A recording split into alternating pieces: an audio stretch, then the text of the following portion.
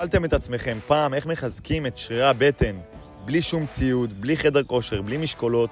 יש לנו פה סט של נפח. מה זה אומר נפח? זה אומר שאנחנו עושים את כל התרגילים האלה ברצף. אנחנו נכנסים להולו-טק. אנחנו רוצים להחזיק פה לפחות את החצי דקה.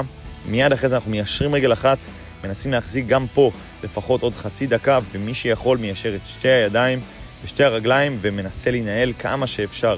מי שזה מרגיש שזה קשה לו, ממשיך בוורסיה הקלה. אנחנו עושים את זה בלי הפסקות.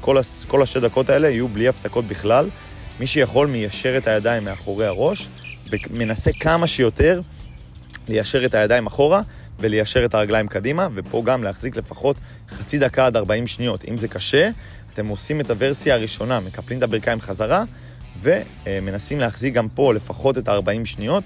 אם אתם רואים שזה גם בלתי אפשרי, פשוט נחים, ושוב, מקפלים ברכיים, נוגעים בעקבים, מחזיקים את הגוף יציב כמה שאפשר, ואנחנו משפרים ככה את הנפח של השריר. אנחנו מחזקים את כל השרירי בטן, כל השרירי האלכסוניים, ומפה אנחנו מתחילים לעבור לוויאפס נמוך.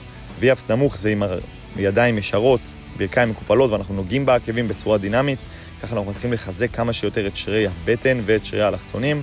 מיד אחרי זה אנחנו עוברים לוורסיה קשה יותר, מי שיכול, עובר לוויאפס עם ידיים ישרות ורגליים ישרות. מאוד חשוב לעשות את זה בוורסיה מדויקת. מכל ויאפס אנחנו עושים לפחות 15 חזרות, ובתרגיל האחרון יש לנו הליכת ידיים עם מצב אלסיט. במצב הזה אתם מחזקים את כל שרירי הליבה שלכם, ומכינים את עצמכם לתרגיל הבא, בסרטון הבא שהולך להיות אלסיט, שהולך לפתח לכם בטן מברזל. חברים יקרים, אהבתם את התוכן הזה ובא לכם עוד תוכן בסגנון הזה, תשלחו לי למטה איזה סרטון הייתם רוצים שאני אכין לכם, איזה סוג של אימון, איזה שריר, ואנחנו נתראה בסרטון הבא שהולך יותר מטורף מהסרטון הזה.